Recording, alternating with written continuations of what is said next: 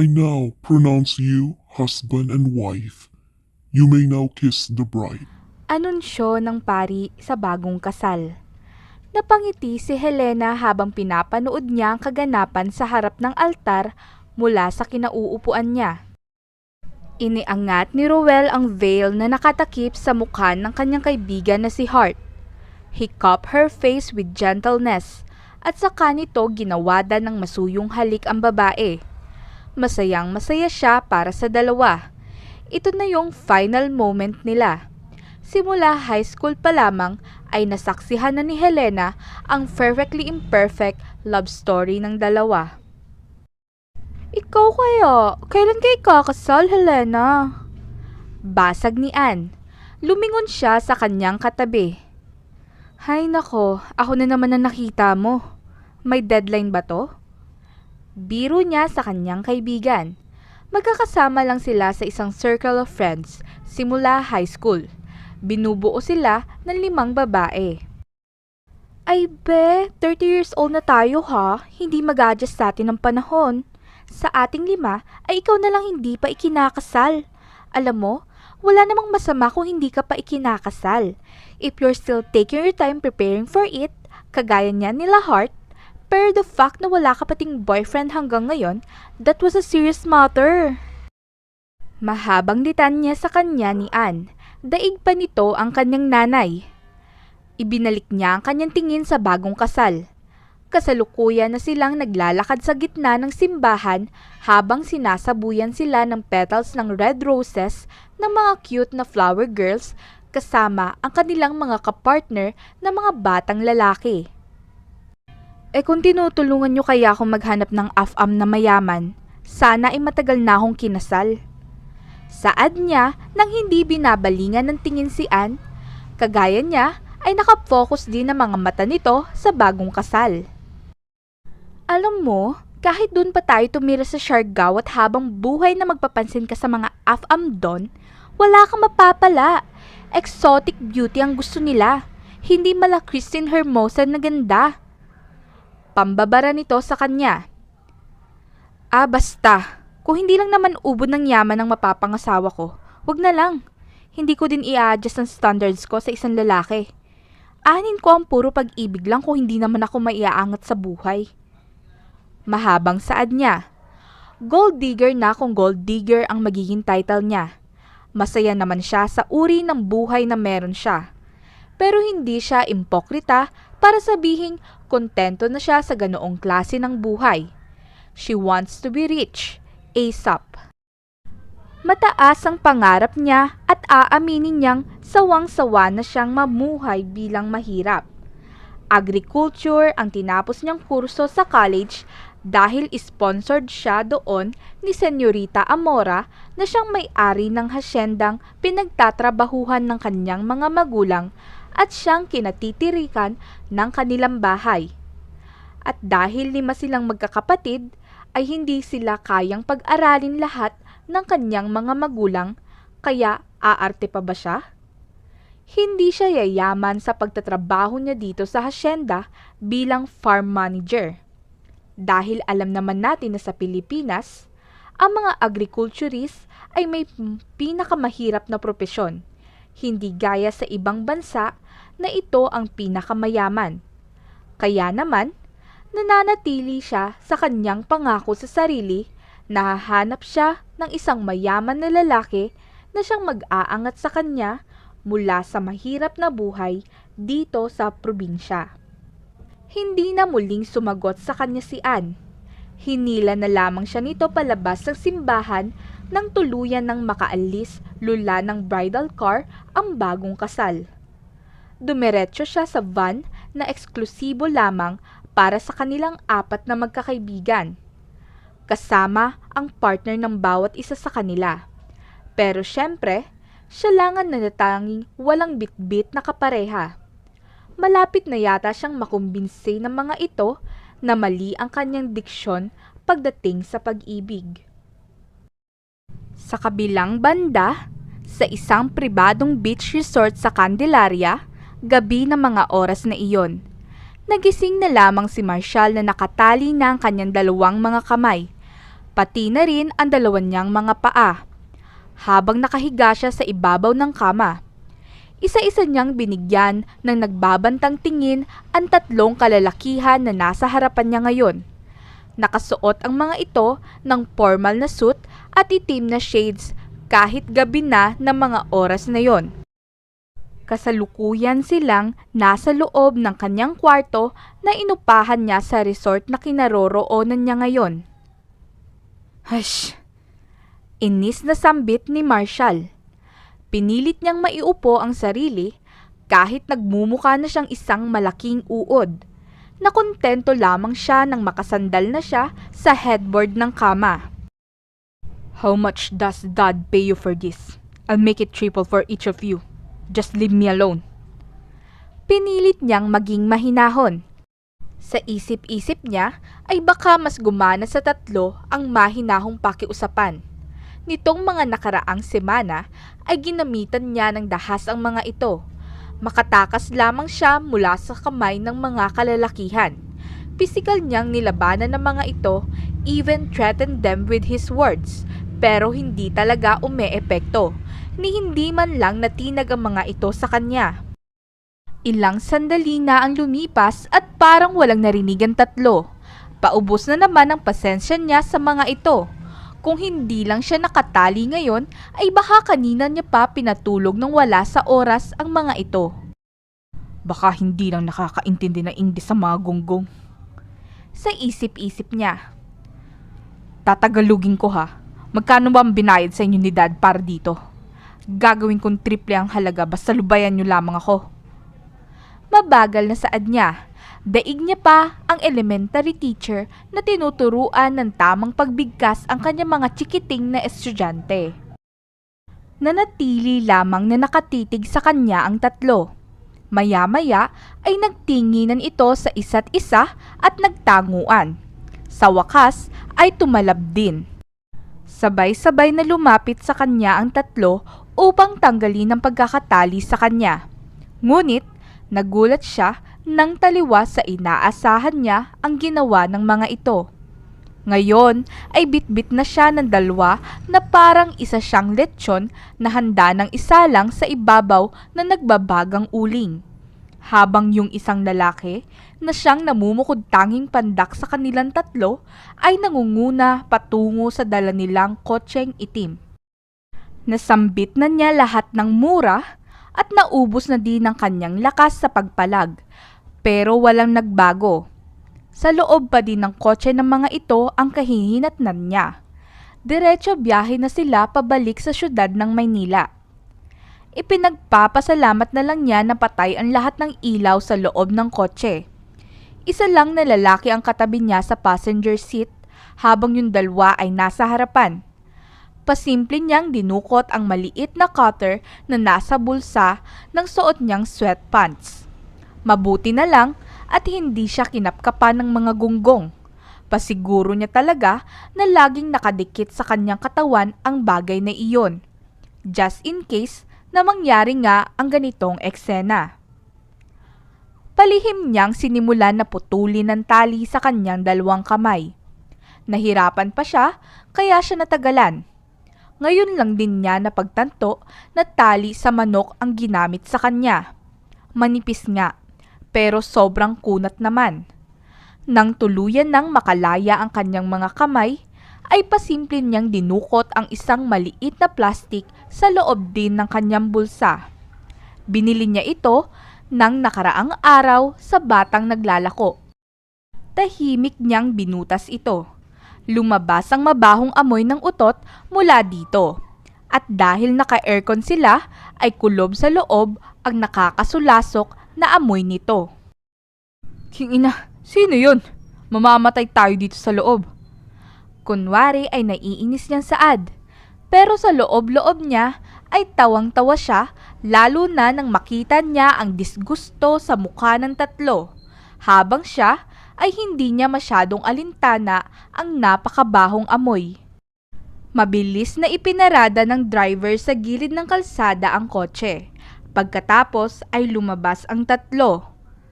Naiwan siyang mag-isa sa kotse. Mabilis na kinalas niya ang tali sa kanyang dalawang paa at kaagad na lumipat siya sa driver's seat at matuling niyang pinaandar ang kotse palayo sa tatlo. Aba, hindi pa sila pinapalitan ni Dad. Being one of the most wealthy man in the Philippines, pero ang kanyang mga tauhan ay mga dakilang ugok. Nakangisi niyang saad habang minamaneho niya ang kotse. Nang makakita siya ng parking lot, ay iniwan niya doon ng kotse. Hindi niya pwedeng isama sa kanya ang kotse ng tatlo dahil mabilis siyang matatrak ng kanyang ama. Saktong pagkabalik niya sa kalsada ay may dumaang jeep at huminto sa kanya. Kahit hindi niya alam kung saan patungo ito, ay sumakay pa din siya. Sa unahan siya sumakay dahil doon na lang ang bakante at puno na ng mga tao sa loob. Napasulyap siya sa driver. Manong, magkano po ang pamasahe? Tanong niya. Medyo malayo-layo na rin kasi ang narating ng jeep na sinasakyan niya. Kung sa Santa Elena ka, iho, 20 lang ang bayad. Tugon nito sa kanya. Kinapa niya ang kanyang wallet sa kanyang magkabilang bulsa. Doon ay napamura siya sa kanyang isipan dahil naiwan niya ito sa hotel at hindi na din niya naisipan pang maghanap at kumuha ng pera sa kotse ng tatlong gunggong. And his cellphone ay naiwan din niya. What the hell? Napahima siya sa kanyang batok. Manong, naiwan ko po kasi yung wallet ko. Pwede bang ibaba niyo na lang po ako dito? Nahihiya niyang saad sa mahinang boses. Sinigurado niyang hindi siya maririnig ng ibang pasahero. Hayaan mo na. Doon ka na sa terminal bumaba. Dito na lang po talaga ako. Saka, pwede pong sa akin na lang yung dilaw niyong lighter. Kinapalanan niya ang kanyang muka. Tukoy niya sa lighter na nakapatong sa salalagyan ng mga barya sa unahan. Ay, kung yan talaga ang gusto mo, sige. Inihinto nito ang jeep sa tabi ng kalsada. Iniabot din nito ang lighter na hinihingi niya bago siya makababa. Siya, mag-iingat ka dyan. Nga pala, nasa hasyenda ka ng mga Villaluz kaya safe ka dito. Kung kailangan mo ng kahit anong tulong, kumato ka na lang sa bahay na makikita mo dyan. Imporma sa kanya ni Manong driver, saka ipinagpatuloy na din ito ang pagbiyahe. Naglakad-lakad siya. Hindi niya alam kung saan siya magtutungo. Nakakaramdam na din siya ng panlalamig sa kanyang buong katawan. Ikatlong araw na kasi ng Disyembre, kaya naman malamig na ang temperatura, lalo na at nasa probinsya siya na puro puno ang nandirito. Maya-maya ay napatigil siya sa kanyang paglalakad. Pakiramdam niya ay parang umiikot na ang kanyang paningin. Parang anumang sandali ngayon ay mawawalan siya ng malay. Shit, nadali ako ng mga gagong yun ah. Napamura na lamang siya. Kinaumagahan sa hasyenda ng mga Villaluz sa munting tahanan ni Freya. May nagkuha ba sa inyo ng sinampay kong bath towel ko na kulay red? Tanong ni Helena sa mga tao sa loob ng kanilang bahay nang makabalik siya. Nakalimutan niya kasing kuhain ang lahat ng sinampay niya kahapon. Pagod na pagod siya pagka-uwi galing sa resepsyon ng kasalan, kaya diretso tulog siya nang dumikit na ang kanyang katawan sa kanyang kama. Mag-aalauna na din siya nakauwi. Pagkagising niya ngayong umaga ay sa kanya lang naalala ang kanyang mga nilabahan na damit. Laking ipinagtataka niya kung bakit namumukod tanging nawawala ang kanyang bath towel sa kanyang mga sinampay. Tiningnan niya isa-isa ang kanyang mga kasama sa bahay. Ngunit tanging iling lamang ang nakuha niyang sagot mula sa mga ito. Ay baka naman nahulog lang dyan kung saan. Sagot sa kanya ng kanyang ina. Sige po, hahanapin ko na lang. Lumabas siyang muli sa kanilang bahay. Imbis na hanapin niya ang nawawala niyang bath towel, ay nagtungo na lamang siya sa kanyang hardin na medyo may kalayuan sa kanilang bahay upang magdilig sa mga namumulaklak na halaman niya doon. Kanina pa kasi siya hanap ng hanap pero naubos na lamang ang pasensya niya ay hindi niya pa rin ito makita. Suko na siya. Nag-igib siya sa maliit na balon. Pinuno niya ang malaking timba na daladala niya. Nang mapuno, ay sinimulan niya ng hagisan ng maraming tubig ang kanyang mga halaman gamit ang isang malalim na tabo. Umagang-umaga ay bad trip siya. Sana'y tumandang walang asawang kumuha ng bath towel ko. Kainis! Buti baga kung mura lang ang bili ko doon. 150 pesos din yun, no? Paghihimutok niya, humagis ulit siya ng tubig sa isang direksyon. Ngunit, imbis na sa halaman niya tumama ang madaming tubig, ay sa mukha ng isang lalaki na bigla-bigla na lang sumulpot. Sa itsura nito ay mukhang kababangon lang. Huwag niyang sabihin na natutulog ito magdamag sa may damuhan. Lintik na buhay to. Parang kulog na dumagundong ang boses ng binata. Nabitawan niya tuloy ang hawak niyang tabo dahil sa gulat. Marahas na napahilamos sa mukha ang lalaki. Pagkatapos ay tumayo ito. Nahulog pa ang kulay pula na, teka, ba't towel niya yon? Mula sa balikat ng lalaki. Pero mabilis siyang na-distract sa katawan nito.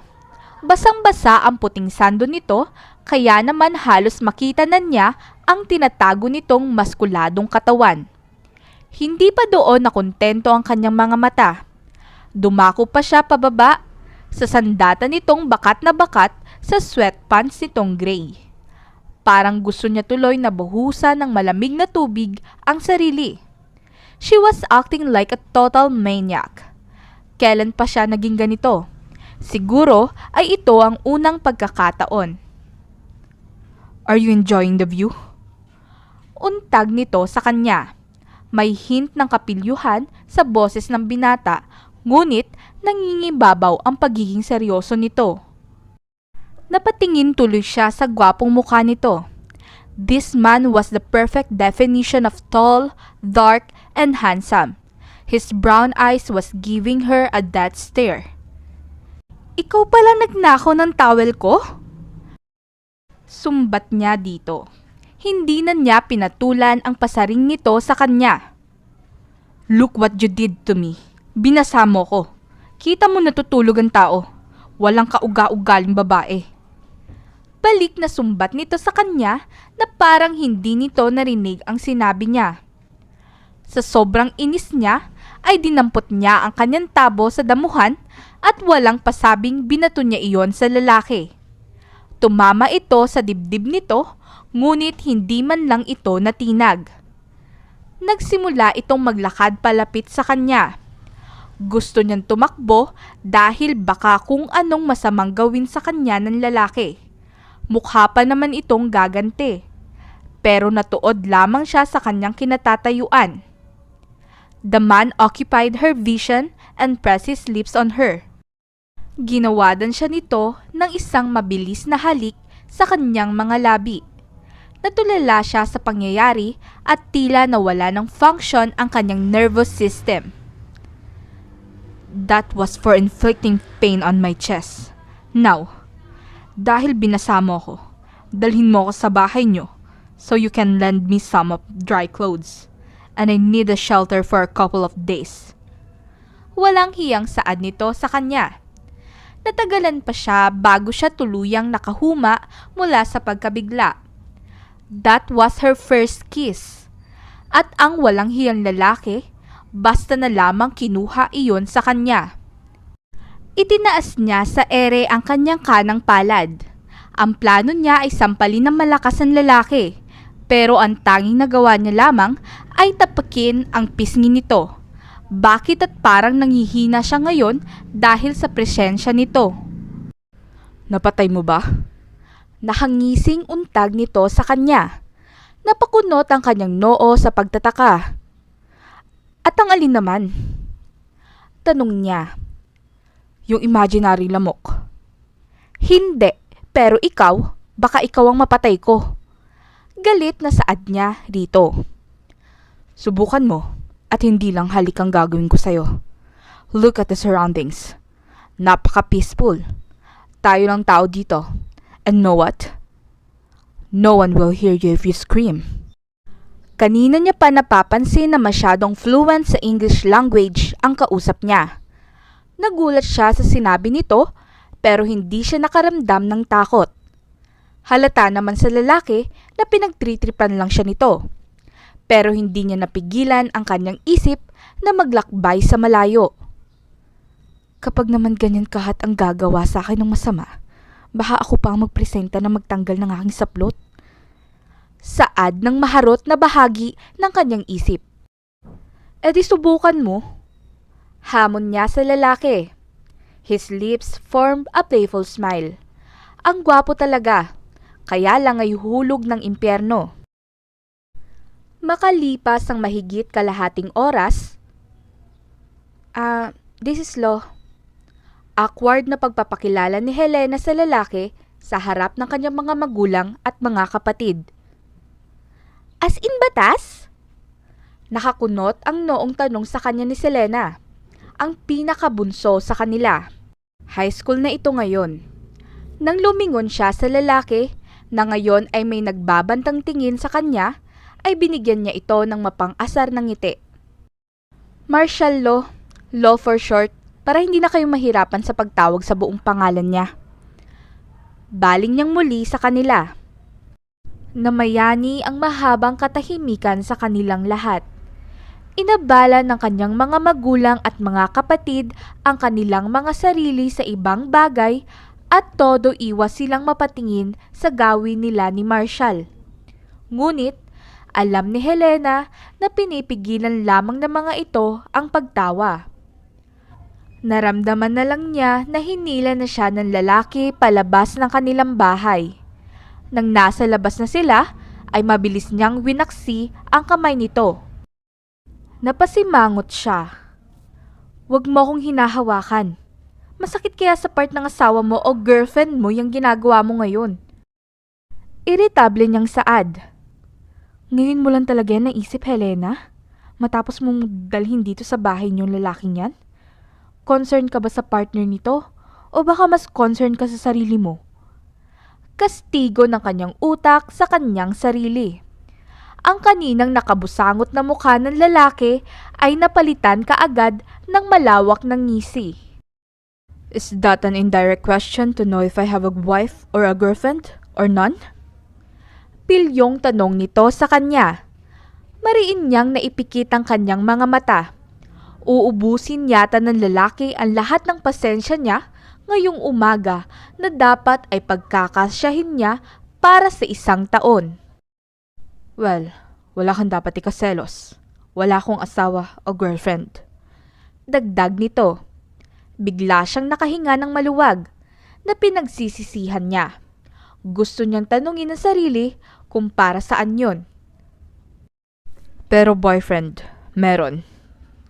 Napaawang ang kanyang bibig. What?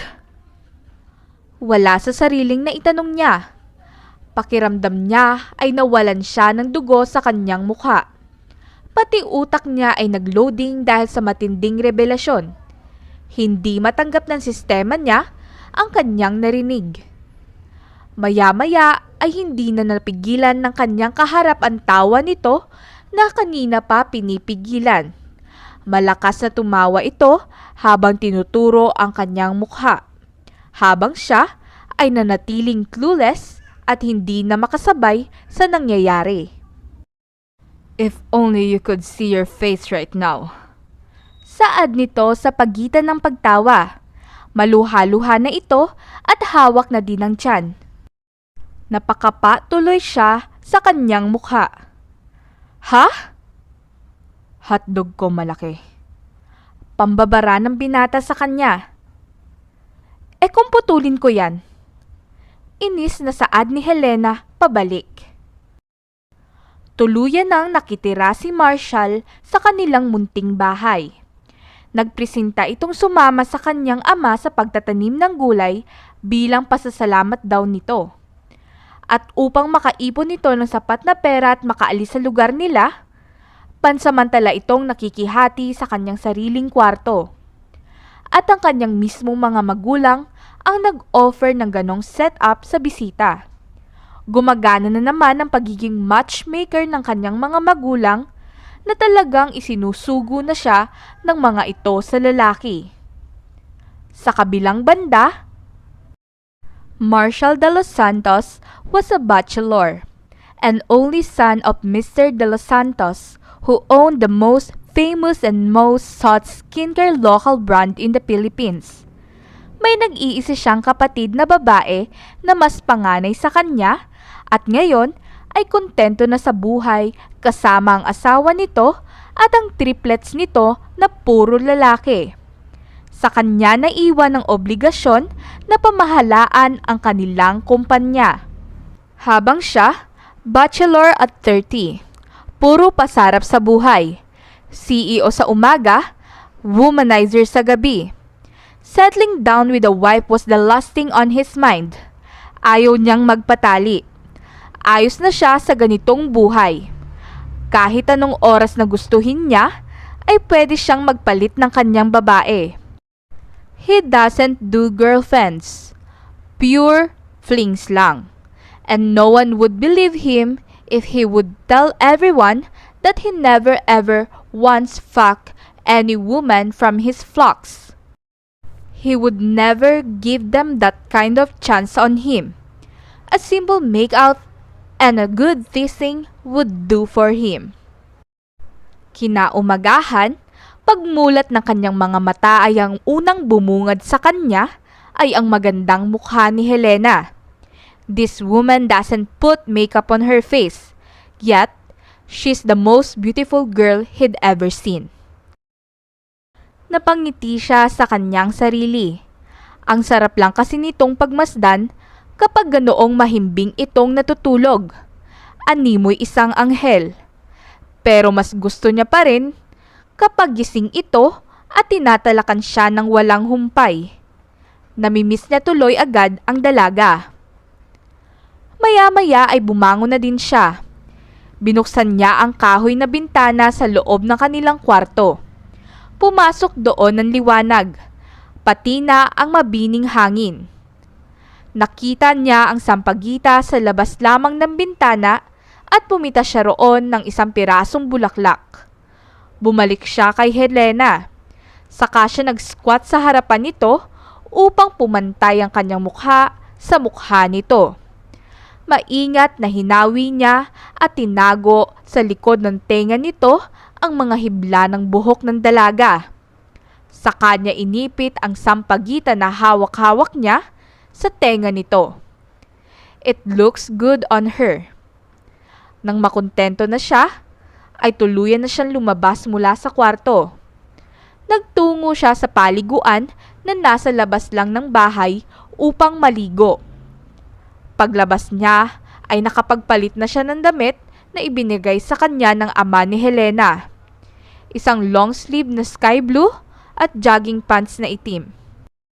Nadatnan niya si Romualdo, ang ama ni Helena, sa labas ng bahay at may kasama itong dalawang naglalakihang kabayo. Parehas na kulay kayumanggi ang mga ito. Marunong ka bang gumamit ng kabayo, iho? Nakangiting tanong nito sa kanya. Lumapit siya dito at kinuha niya ang tali ng isa.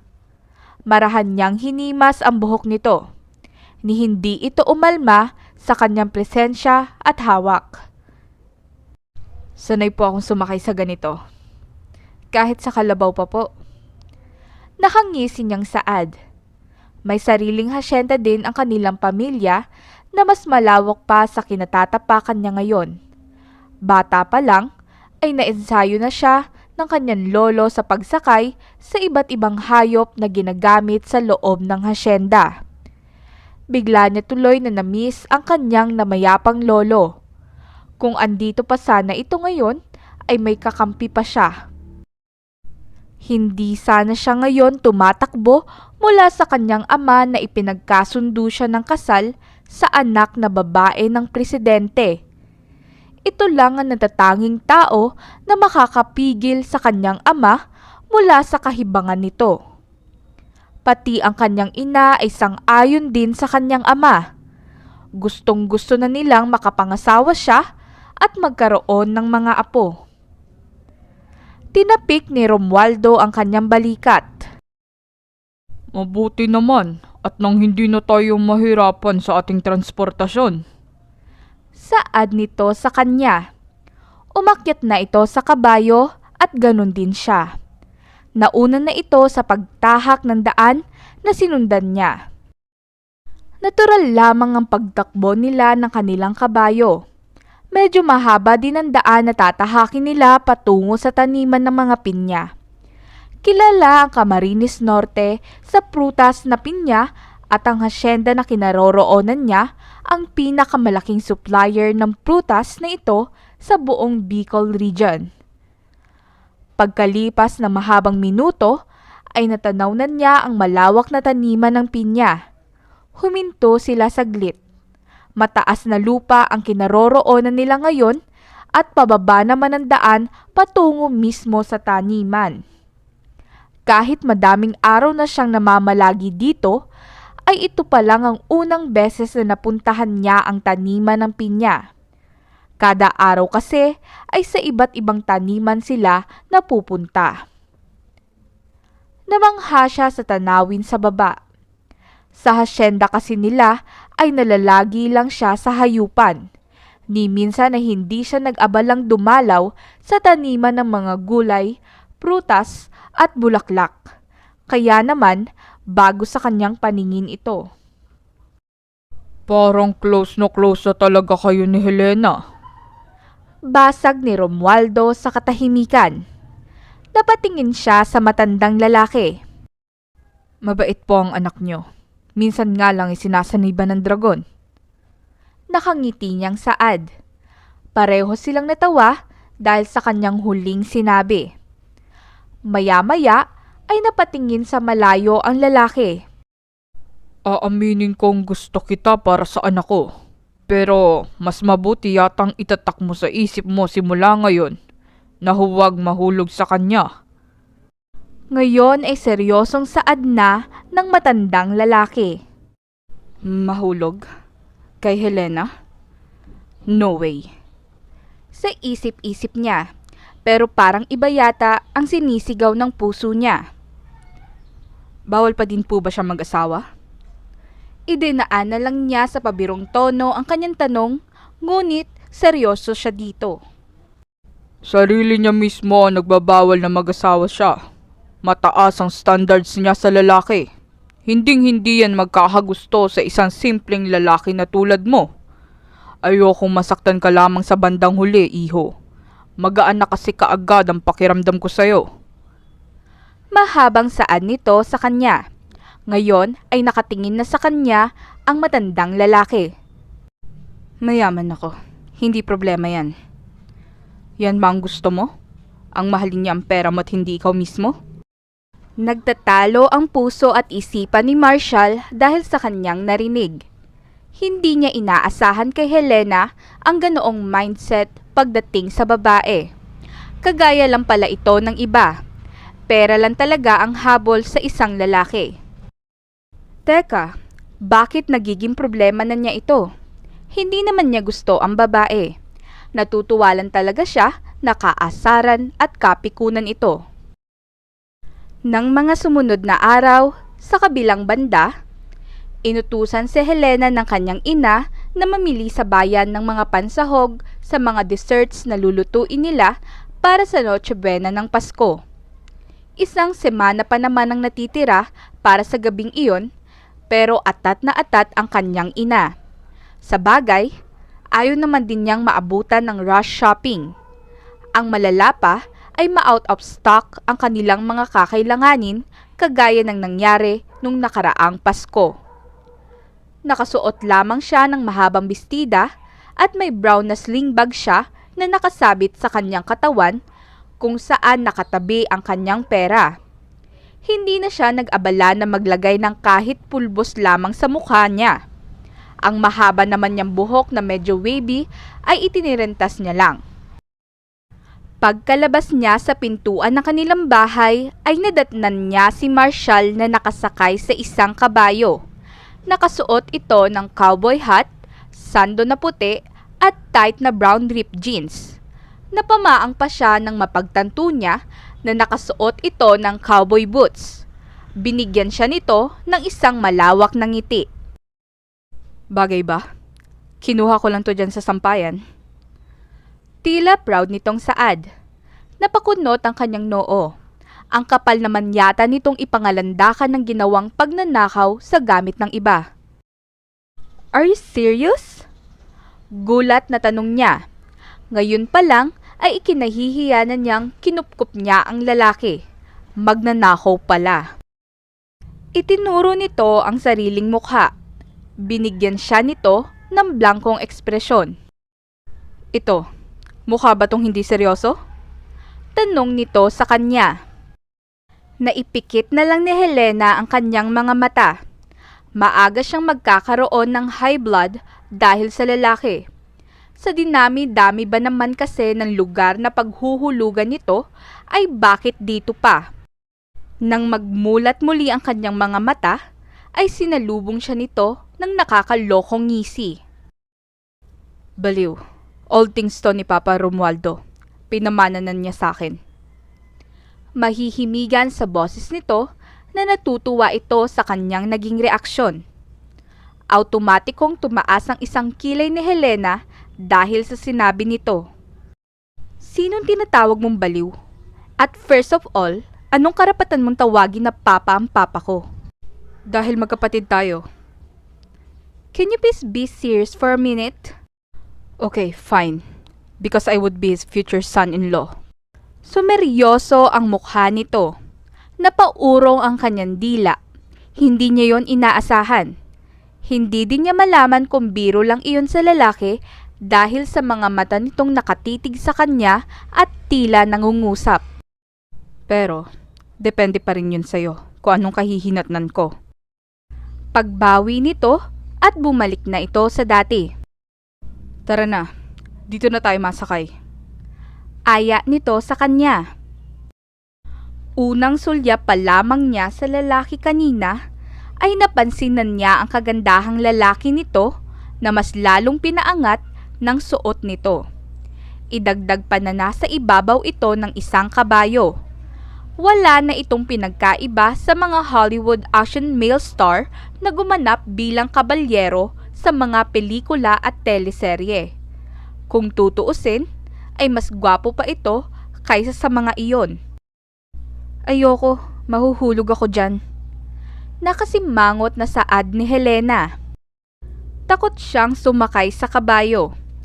Kahit sa kanyang ama, ay hindi siya nagtatangkang sumakay sa likod nito. Hindi kita hahayaang mahulog. Pero kung sa akin, hindi kita sasagipin. Ako pa ang magtutulak sa'yo. Banat nito sa kanya. Hindi na niya pinansin ang banat nito. Pero sa loob-loob niya ay isang sana totoo na lang ang mga sinasabi niya. No jokes. Sa huli ay nakumbinsi siya ng lalaki na sumakay sa likod nito. Katamtaman lamang ang patakbo ni Marshall sa kabayo habang tinatahak nila ang malawak na kalsada patungo sa sentro ng daet.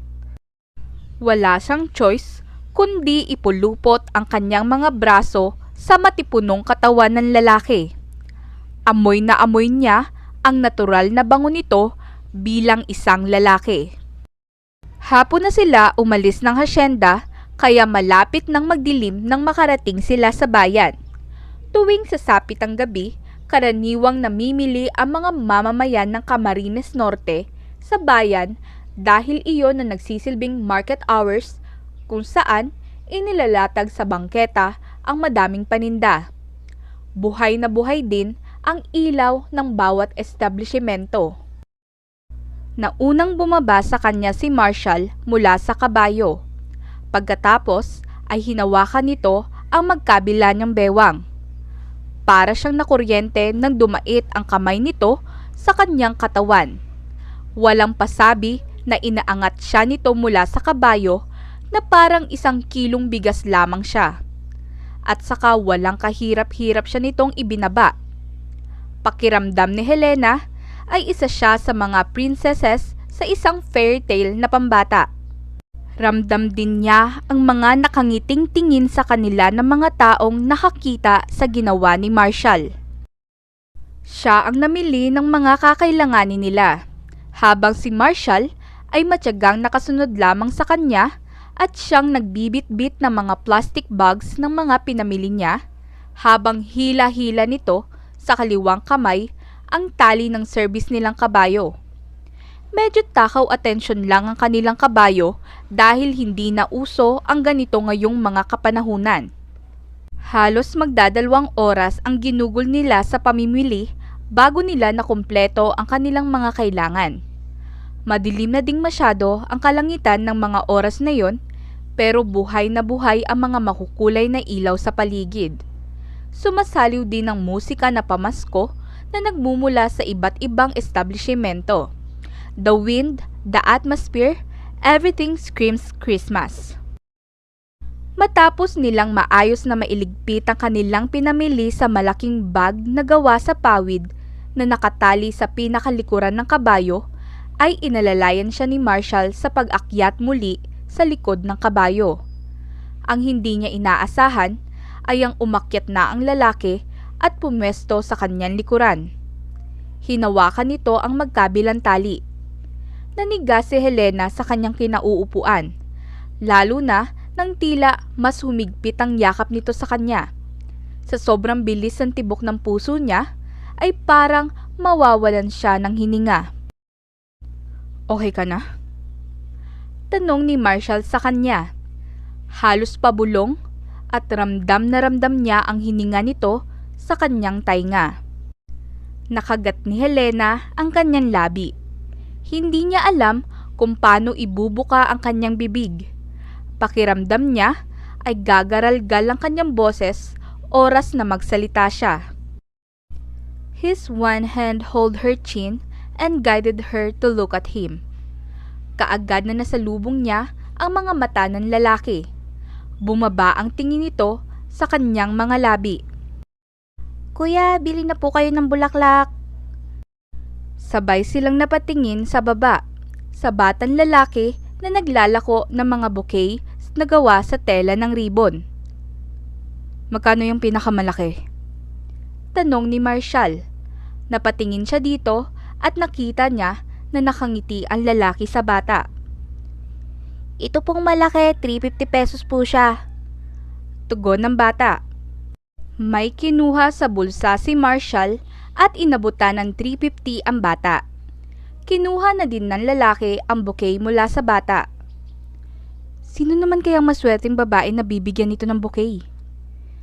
Tanong ni Helena sa isip-isip niya. Pero bakit nakaramdam siya ng kirot sa kanyang puso? Nababaliw na ata siya. Kung ano-anong emosyon na lang ang nararamdaman niya. Hindi naman siya ganito dati. "For you." Pagkalipas lang ng isang sandali, ay inilahad nito sa kanya ang bouquet. Natameme naman siya. Medyo nanginginig ang mga kamay na kinuha niya iyon mula sa kamay ni Marshall. At saka mabilis niyang tinalikuran ng lalaki upang itago ang ngiti na gustong mamutawi sa kanyang mga labi. Hindi ka na dapat nag-abala. Nagastusan ka pa. Kailangan mo yung pera para makaalis ka na agad sa amin. Saad niya dito sa mapait na tinig. Biglang nagbago ang kanyang mood. Kasalanan din naman niya dahil sa iniisip niya at sa sinabi niya. Namayani ang mahabang katahimikan sa pagitan nilang dalawa. Yan pala ang gusto mo. Ang makaalis ako kaagad sa inyo. Seryosong saad ni Marshall sa kanya. Bago pa man siya muling makapagsalita, ay pinatakbo na nito ang kabayo nang wala man lang pasabi. Parang kanina lang ay kinikilig siya, pero ngayon ay ang sama na ng loob niya sa lalaki. Sa isiping aalis din ito sa poder niya, ay nasasaktan siya. Paano pa kaya kapag dumating na nga ang araw na iyon? Sa buong oras ng biyahe nila pabalik sa hasyenda, ay walang nagtangkang magsalita sa kanilang dalawa. Nang huminto ng kabayo sa tapat ng bahay nila, ay naunang bumaba si Marshall. Inalalayan din siya nitong bumaba, pero ramdam niya ang pagiging malamig nito sa kanya. Humarap siya sa lalaki at tumingala. His eyes was cold, his face was blank. Ngayon lang niya nakita ang ganitong ekspresyon mula kay Marshall. But she cannot deny the fact that she finds him hot in his cold expression. Wala sa sariling tumingkayad siya at ginawadan ng mabilis na halik ang lalaki sa mga labi nito. I hate you. Paggalit na saad niya dito bago niya ito tinalikuran. Ngunit ganoon na lamang ang hiya niya nang makita niya na nakadungaw pala sa kanila sa bintana ang lahat ng tao sa loob ng bahay. Kaagad din silang nagtago at umakto na parang walang nakita. Nagtatakbo siya papasok sa loob ng bahay at walang lingon-lingon na tumuloy siya sa kanyang kwarto. Napahawak si Helena sa kanyang labi. Gusto niya pang maramdaman ng mga labi ni Marshall ng mas matagal. Talagang nahuhulog na yata siya sa lalaking hindi niya pa lubusang kilala. At ang mas malala pa, he was just a nobody. Pero simula nang dumating sa buhay niya ang lalaki, nawala na sa kanyang isipan ang kanyang pangako na iibig lamang siya sa mayaman na lalaki. Tinanggal niya na ang kanyang suot na bestida upang magbihis. Nakalimutan na niyang ilak ang pintuan ng kanyang kwarto kaya walang kahirap-hirap na pumasok si Marshall. Nadatnan siya nito sa ganoong ayos. Tanging undergarments lang ang nakatakip sa kanyang katawan. Nang maisara nito ang pinto ng tuluyan, ay ang sunod niyang narinig ay ang pagpindot nito sa lock. Hinilan niya ang kanyang kumot at binalot niya iyon sa kanyang buong katawan. Hindi ka ba marunong kumatok? Inis na tanong ni Helena. Naglakad palapit sa kanya si Marshall. Napaatras siya hanggang sa dumikit ang kanyang likod sa dingding ng kanyang kwarto.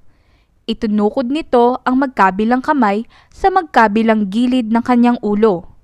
The way he looks at her, hindi siya makahinga. She started to feel tension between her thighs. Kissing me and leaving me like that? You can hate me all you want, but I'll teach you a lesson for being disrespectful to me. Seryosong saan nito sa kanya bago siya nito siniil ng halik. This is what she wanted.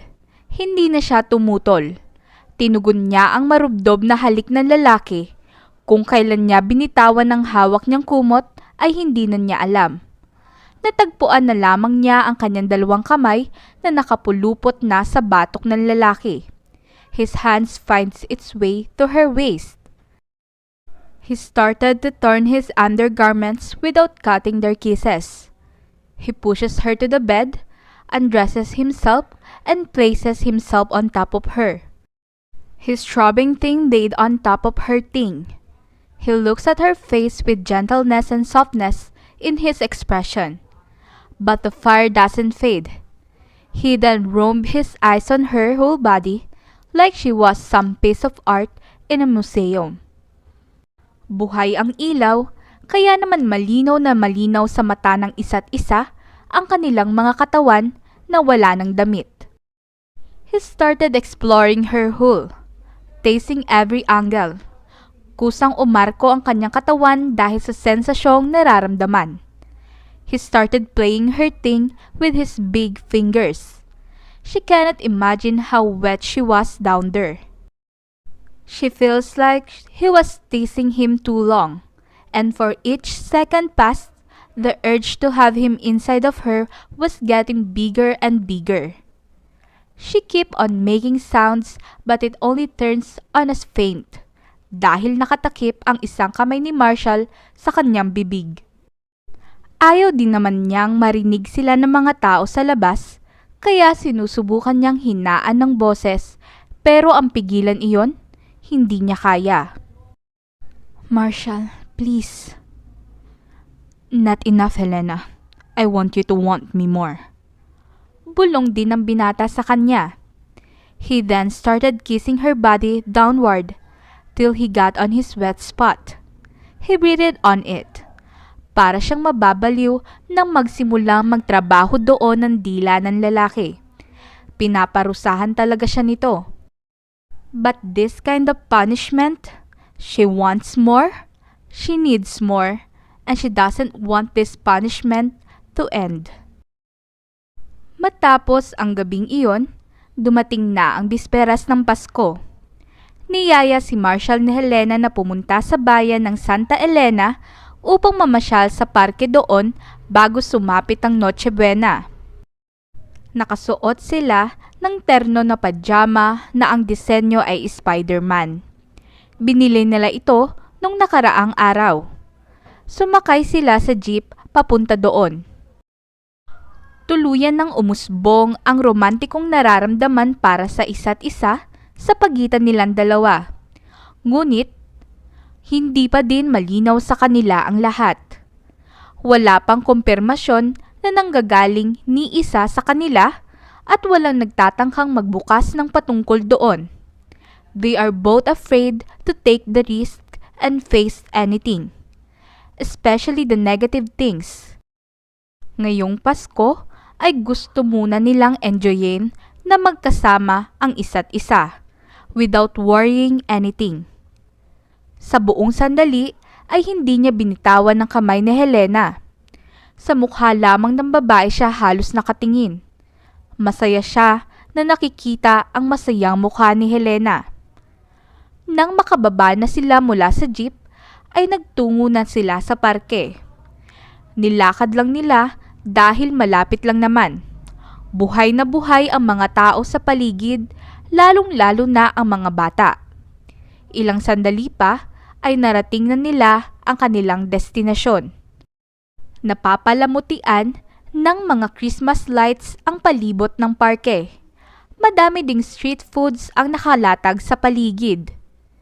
Ito ang unang beses na makaranas siya ng ganitong Pasko. Napagtanto ni Marshall na mas masarap palang mamuhay ng simple. Ang nakagisnan niyang Pasko ay magdalo sa mga sosyal na kaganapan. Mag-dinner kasama ang buong ang kanila na puro trabaho at pera lang ang usapan na inihahain. This is the first time he heard numerous laughter of children's, the loud noise of Christmas, the lights within the dark, and having a woman by his side, the woman he loved. May dirty ice cream, bili tayo! Excited na saad ni Helena sa kanya. Ngumiti si Marshall at tumango kay Helena.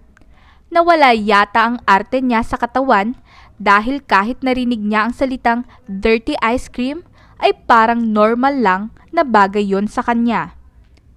Lumapit silang dalawa sa matandang lalaki na nagtitinda.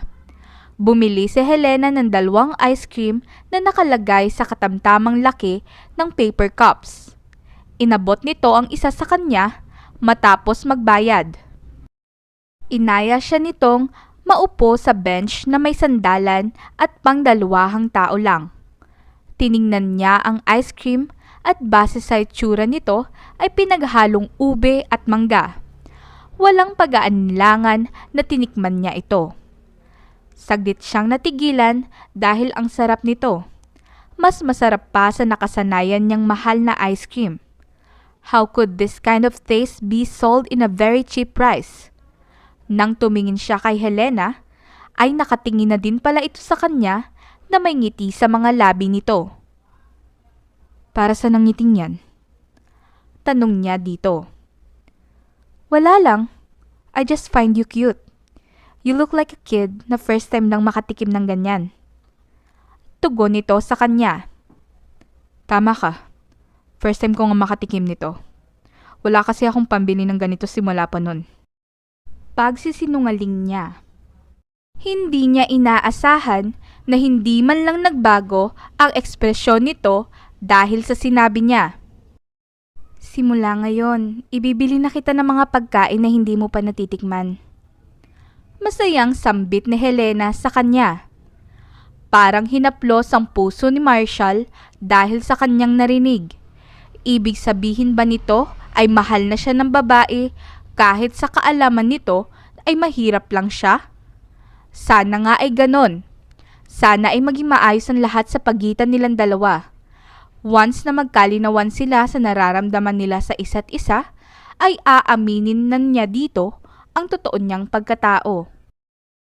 Pagkatapos nilang ubusin ang ice cream, ay nagpresenta siyang bumili ng maiinom nilang juice. Hindi na niya pinasama si Helena dahil nasa labas pa ng parke ang mga ganoong paninda. Puro kasi pagkain lang ang nakikita nila dito sa loob at ayaw naman niyang mapagod kakalakad si Helena. Gusto niyang pagsilbihan ito. Natagalan siya sa pagbili dahil sa dami ng tao. Pagbalik niya ay natanaw niya na may kausap na 2 babae si Helena. Wala na ito sa bench na pinag-iwanan niya. Nasa likuran lamang siya ng mga ito. Bago pa man siya tuluyang makalapit sa 3, ay napahinto siya dahil sa kanyang narinig. Bukas, pumunta ka sa bahay ha? May gift ako sa'yo. Narinig niyang sabi ng babae na nasa kaliwa ni Helena. Ito na ang sagot sa matagal mo ng kahilingan. Saad naman nung nasa kanan. Ano ba yan? Kuryoso na tanong ni Helena. Isang gwapo at mayaman na lalaki. Pinsan ni Habi and looking for someone na i-date. Excited na tugon nung nasa kaliwa. Sapat na ang mga narinig ni Marshall upang maglakad siya palayo sa mga ito. Naninikip ang kanyang dibdib. Baka mabait lang talaga sa kanya si Helena at inakala niyang mahal siya nito. Ibinigay na lamang niya ang hawak niyang 2 buko juice sa 2 bata na nakasalubong niya. Hihintay na lang niya si Helena sa entrada ng parke. Pero bago iyon, ay bumili siya ng 1 lata ng extra strong beer. Para mamaya pagka-uwi nila, ay makatulog agad siya at makalimutan niya ang sakit na nararamdaman niya. Hindi niya alam kung ilang oras siyang nakatayo doon bago siya natunton ni Helena. Nag-aalala itong nakatingin sa kanya. Bakit andyan ka? Where have you been? Kanina pa kita hinihintay. Hindi ka na bumalik. Sunod-sunod na saad nito. Gusto ko nang umuwi. Napagod siguro ako. Seryoso niyang saad. Hinawakan niya ang kamay ng babae at hinila niya ito patungo sa paradahan ng jeep at saka sumakay sila roon. Inihilig niya ang ulo ni Helena sa kanyang balikat at saka siya pumikit. Walang imik sila sa buong biyahe. Pagkadating nila sa bahay ay hindi na siya nakiisa sa pagsalubong ng Pasko. Nagpaalam siya na matutulog na. Nakita niya ang kalungkutan sa mga mata ni Helena kahit umoo ito sa kanya, ngunit pinilit niyang baliwalain iyon. Mas gugustuhin niyang matulog na lang kaysa magpanggap sa harap nito na masaya siya. Bukas na bukas ay luluwas siyang Maynila. Helena left him with no choice. He will talk to his dad to call off the wedding. And he would be back here dressed as a billionaire he is, to fetch Helena as his bride. Kung ito lang ang natatanging paraan upang mahalin siya ng dalaga ay gagawin niya. Pero hindi niya maitatangging masakit ang katotohanan na hindi siya kayang mahalin ni Helena ng buo. Kinaumagahan, mismong araw ng Pasko, parte ni Helena. Nagising siya sa kanyang kwarto na wala na sa kanyang tabi si Marshall. Marahil ay nasa labas ito kasama ng kanyang mga kapatid at mga magulang. Mabilis siyang bumangon at inayos ang sarili sa harap ng salamin. Excited na siyang makita si Marshall. Siya ang kauna-unahang tao na gusto niyang makita ngayong araw ng Pasko. Pagkalabas niya mula sa kanyang kwarto, ay sumalubong sa kanya ang matinding katahimikan. Parang pinagsakluban ng langit at lupa ang mga mukha ng kanyang kapatid at kanyang mga magulang. Nagtataka tuloy siya kung anong meron. Hinanap ng mga mata niya si Marshall, ngunit ni anino nito ay hindi niya mahagilap. Nasaan si Marshall? Nakangiting tanong niya. Umalis na siya. Bakit mo siya hinahanap? Hindi niya ba sinabi sa'yo? Nagtatakang tanong sa kanya ni Ivan, ang pinakapanganay sa kanilang magkakapatid. Napakunot ang noo ni Helena. Wala naman siya nabanggit sa akin na may lakad siya ngayon Saad niya.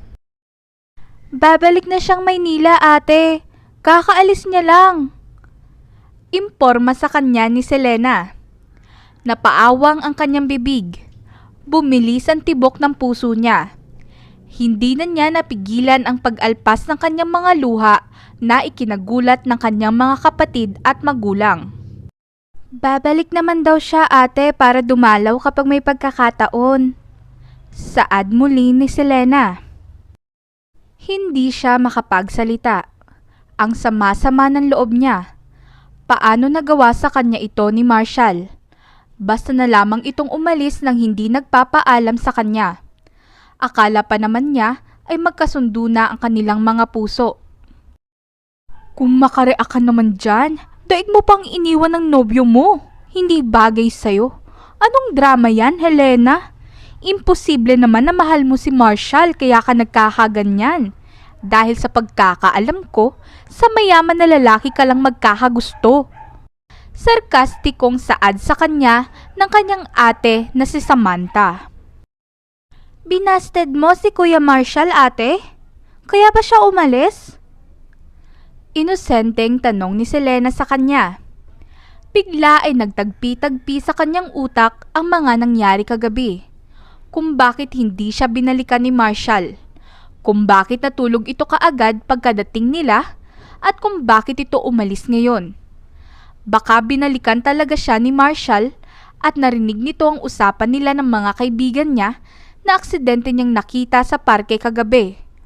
Malakas ang pakiramdam niya na baka iyon nga ang dahilan.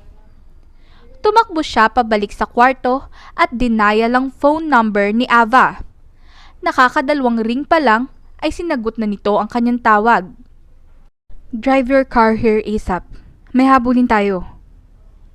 Mabilis na saad niya at sa kanya pinatay ang tawag. Lumabas siyang muli. Pa, ihatid mo ako sa kalsada. Hihintayin ko doon si Ava. With your horse para mabilis. Nagmamadali niya saad. Pati ang kanyang ama ay nataranta na rin. Magkasunod silang lumabas at kaagad silang sumakay sa kabayo nito na nakatali lamang sa labas ng kanilang bahay. Matuli nitong pinatakbo ang kabayo. Nakaramdam siya ng takot, hindi para sa kapakanan niya na baka mahulog siya. Natatakot siya na baka hindi na niya maabutan ang lalaki. Pagdating nila sa kalsada ay ilang mga sandali pa ay dumating na din si Ava. It seems pretty urgent. Saad ng kaibigan sa kanya nang bumaba ang bintana nito sa driver's seat. Napansin niyang nakasuot pa ito ng pantulog. Mabilis na pumasok siya sa shotgun seat. Sa bus terminal, biyaheng Maynila. Saad niya sa kaibigan. Mabilis na pinaandar nito ang kotse. Mind telling me kung anong ganap natin ngayon dito? Saka bakit ako? Nagtatakang tanong sa kanya ni Ava sa pagitan ng pagmamaneho nito. Kasalanan ng bibig mo kung bakit iniwan ako ngayon ni Marshall. She rolled her eyes at her friend. Hindi naman siya galit dito, honestly. Tumaas ang kilay ng kaibigan. And who's Marshall? You'll know everything about him and us kapag naabutan pa natin siya. Mag-focus ka muna sa pagmamaneho mo. Saad niya. Pakiramdam niya ay 10 oras ang lumipas bago nila narating ang kanilang destinasyon. Mabilis na bumaba siya sa kotse at hinanap niya si Marshall sa buong paligid. Ngunit, hindi niya na nakita ang lalaki. Nagtanong-tanong na din siya sa mga konduktor ng bus, ngunit kanina pang madaling araw yung unang biyahe ng bus palabas ng Maynila. Naiiyak na naman siya. Nasaan na kaya si Marshall? Saan kaya pumunta ang lalaki? Ito lang naman ang tanging lugar na alam niya na mayroong biyahe papuntang Maynila. Helena? Someone's voice called her name. Pamilyar iyon. Napalingon siya kay Marshall. Nakasuot ito ng simpleng t-shirt at pantalon. Nakatsinelas lamang din ito. Tumakbo siya palapit sa lalaki at mahigpit niya itong niyakap. Umiyak siya ng umiyak. Akala niya ay hindi na niya makikita ang lalaki. Takot na takot siya. Naramdaman niya ang marahan na paghagod nito sa kanyang likod. Why did you leave me like that? Hindi mo ba alam na masasaktan ako? Hindi ko alam yung eksaktong dahilan kung bakit bigla mo na lang ginustong umalis nang hindi man lang nagpapaalam sa akin. But I want to tell you right now that I love you, Marshall. Kahit anak ka pa ng mga ngalakal. Even if you don't have anything extravagant to offer for me. Kahit sino ka pa. You know, we can make ourselves rich on our own. I want to make it together with you. Alam kong mahal mo din ako. Asyumera ako eh. I'm sorry if I caused you pain. Mahabang saad ni Helena. Kumalas siya sa kanyang pagkakayakap kay Marshall. Tumingin siya sa mga mata nito at nakita niya na namumula na ang mga mata nito. He gently cupped her face. And even if you don't love me back, I'll be going back to you as the man you dream about to marry. But it's a relief to know this and hear from you. I love you, Helena. Masuyong tugon nito sa kanya. Ginawadan siya nito ng masuyong halik. Oh, I'm so sorry. Narinig niyang sambit ni Ava, kaya naman napahiwalay agad sila sa isa't isa. We need to go to Manila right now. My parents need to see us. Saad sa kanya ni Marshall. Napatingin siya kay Ava. Fine, ihahatid ko kayo with my pajama terno. Sumusukong saad nito. Mahaba ang naging biyahe nila palabas ng Camarines Norte patungong Maynila. Inabot na sila ng 8:00 ng gabi bago huminto ang sasakyan ni Ava sa tapat ng gate ng isang malakastilyong mansyon. Si Marshall ang nagmamaneho ng kotse. Si Helena ay nakaupo sa shotgun seat habang si Ava naman ay tahimik na natutulog sa backseat. Napatingin si Helena sa kanyang kaibigan. Medyo nakakaramdam siya ng guilty. Naabala nga yata niya talaga ang tulog nito. Pinagising sa kanya ni Marshall si Ava upang doon na raw ito matulog sa sinasabi nitong kwarto. Nagpatiuna sa kanilang dalawa si Marshall. Nagtungo ito sa malaking gate at may kung anong ginawa ito doon na hindi na niya nakita. Dahilan upang bumukas ng kusa ang dalawang malaking gate. Napanganga si Helena sa gulat. Ang inakala niya ay walang kaugnayan ng marangyang mansyon sa paghinto ni Marshall ng kotse sa tapat nito. Maya-maya ay pumasok na si Marshall. Hindi pa sana siya susunod dito, pero hinila siya ni Ava.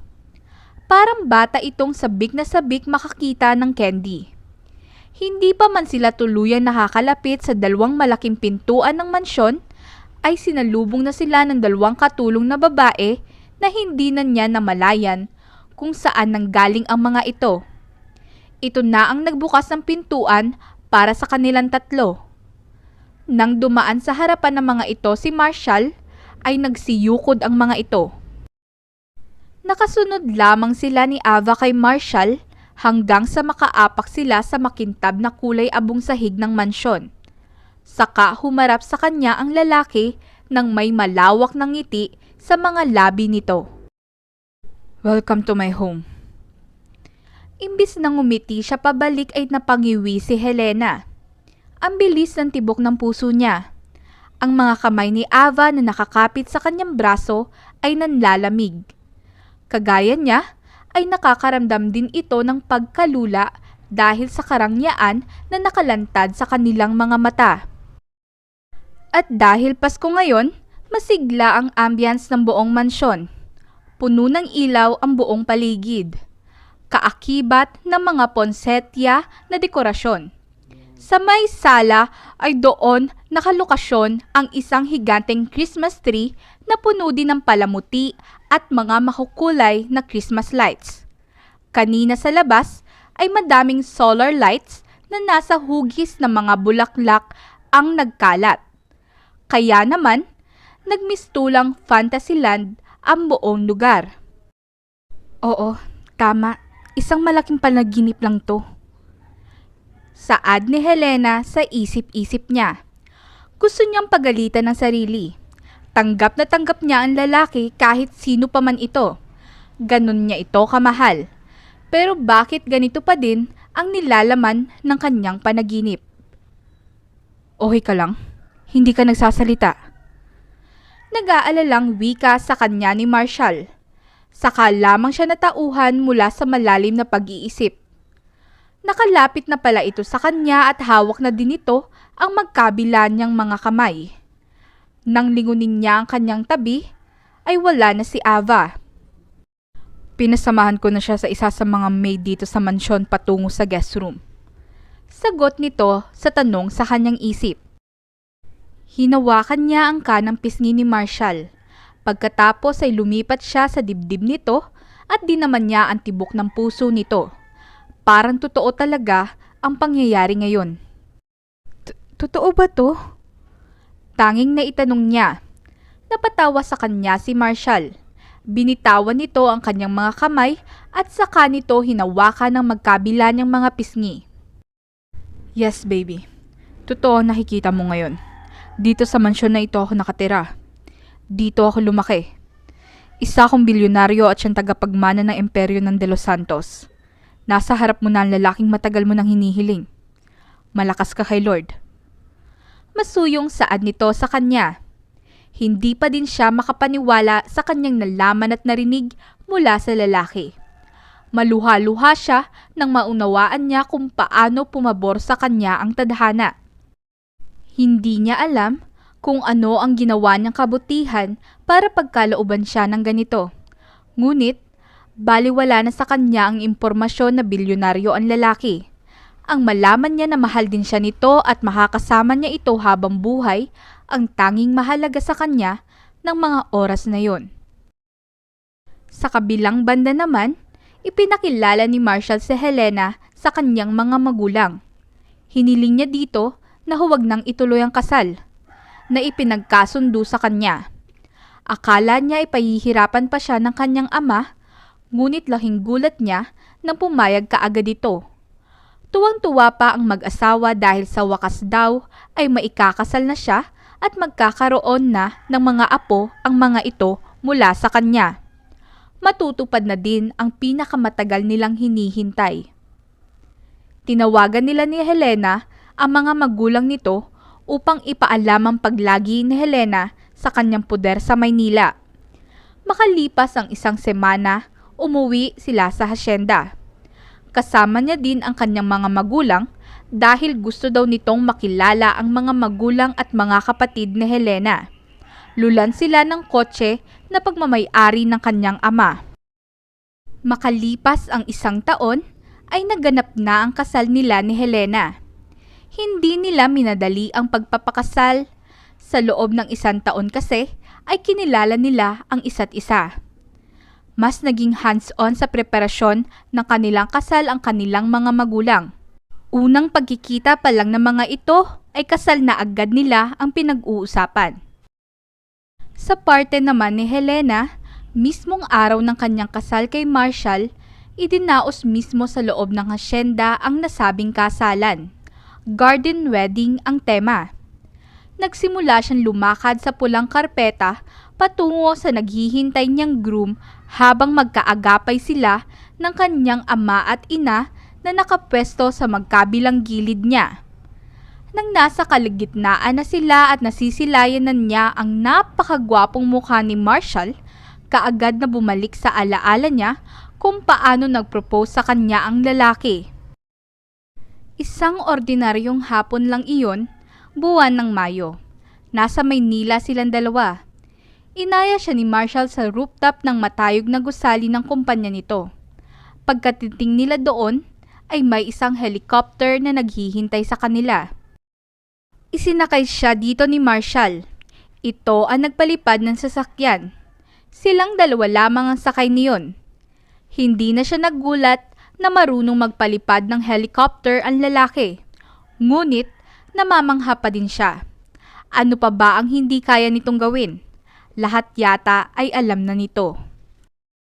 Hindi nito sinabi kung saan sila magtutungo. Ang tanging sinabi lang nito sa kanya ay magtiwala siya. Hindi na din niya kinulit ang lalaki.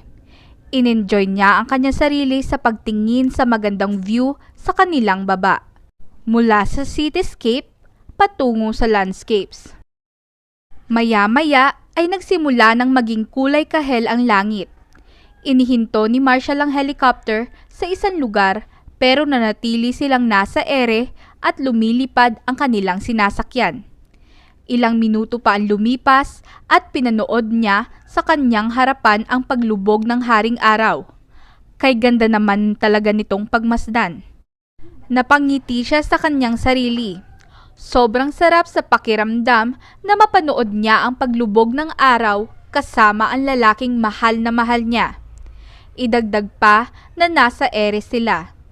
Pakiramdam niya ay sobrang lapit niya sa pangyayaring iyon. Hanggang sa dumilim na ng tuluyan ay hindi umimik sa kanya si Marshall.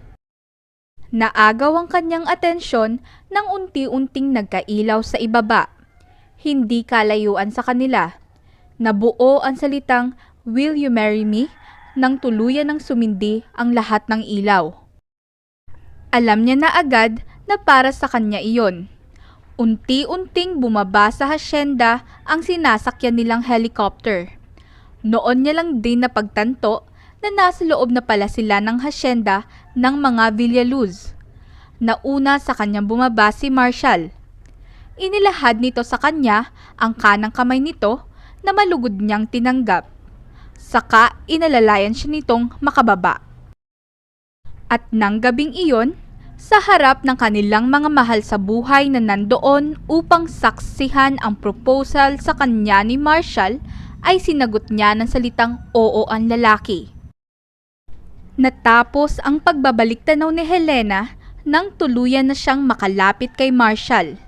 Iniabot ng kanyang ama ang kanyang kamay kay Marshall at saka marahan nitong tinapik sa balikat ang lalaki, habang niyakap naman ito ng kanyang ina. At nang magsiklop ang kanilang mga kamay, naramdaman niyang muli ang pakiramdam na naramdaman niya nung unang pagkakataon na maramdaman niya ang kanyang sarili na nagkakagusto na siya sa lalaki. Sabay silang humarap sa pari upang tuluyan silang maging isa at nangako sa harap ng may kapal na gagampanan nila ang kanilang tungkulin bilang mag-asawa. Makalipas ang halos 1 taon. Napahiyaw sa sakit si Helena. Mabilis na dumulog sa kanya ang kanyang mga magulang. Si Marshall, pati na rin ang mga magulang nito.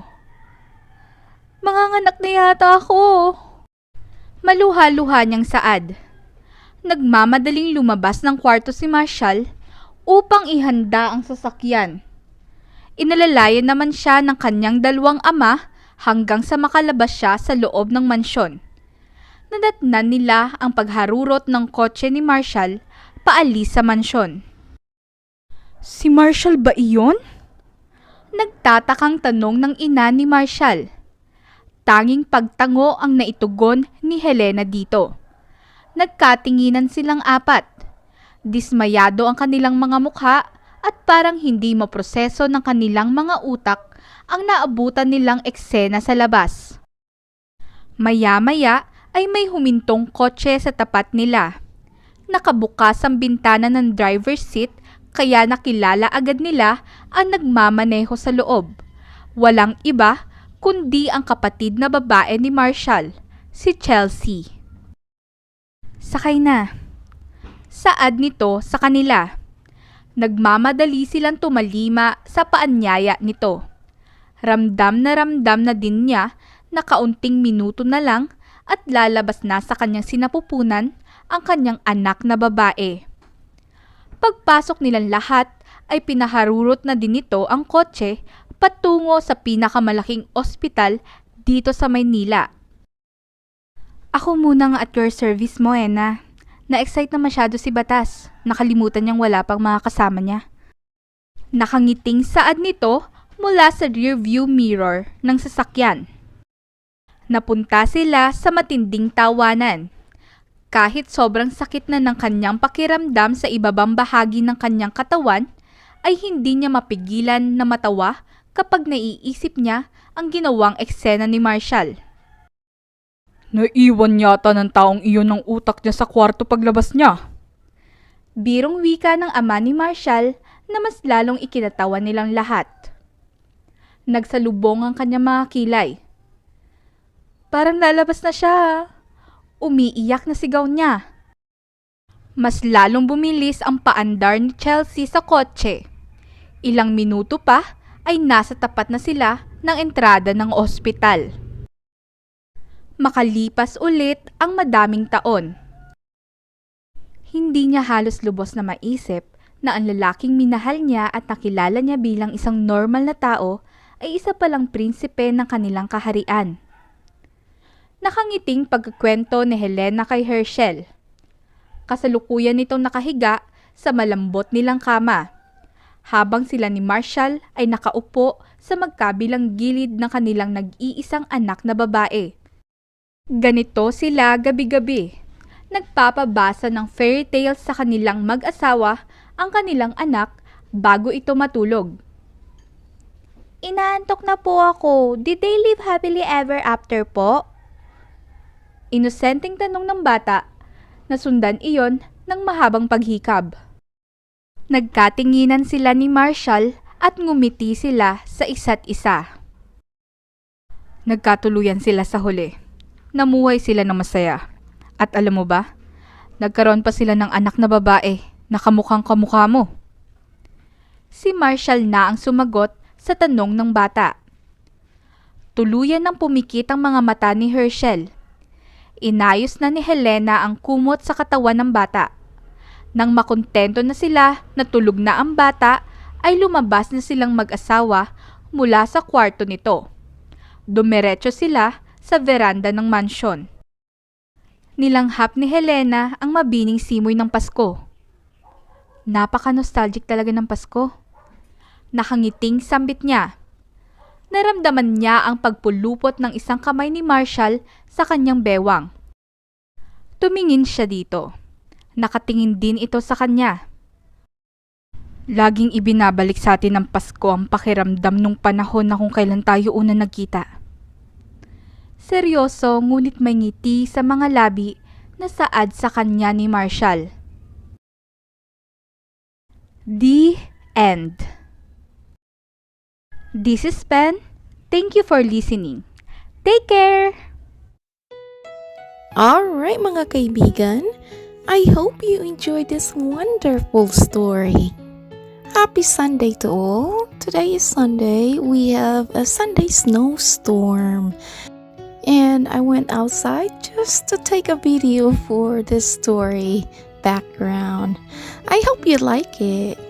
Alright.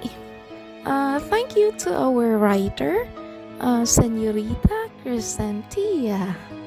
Rearranged and edited by yours truly. Thank you to our narrator, Miss Band. Alright. This is Ethel McMenamin saying, bawat buhay ay may kulay. Thank you and take care. Dagan kayong salamat. See you sa next story.